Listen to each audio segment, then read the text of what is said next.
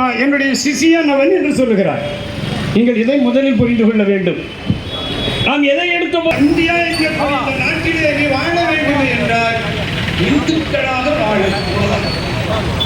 அப்படி வாழ விருப்பமில்லை என்றால் இந்த நாட்டை விட்டு ஓடு. இந்த இரண்டே குறிக்கோளை கொண்டுதான் அவர்கள் செயல்பட்டுக் கொண்டிருக்கிற போது அவர்கள் இஸ்லாமியர்களுக்கு என்ன என்று அவர்கள் பார்ப்பார்கள். இஸ்லாமியர்கள் ஓட வைப்பதற்கும் ஒதுங்க வைப்பதற்கும் அவர்கள் எல்லா சூழ்ச்சிகளையும் செய்து கொண்டிருக்கிறார்கள். ஆனால் நாம் அதை கண்டுபிடிவதே கிடையாது. நாம் அதை பற்றி தெரிந்து கொள்வதே கிடையாது.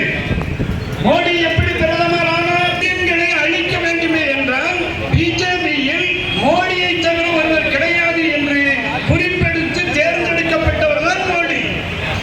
எனவே அவர் என்ன செய்வார்?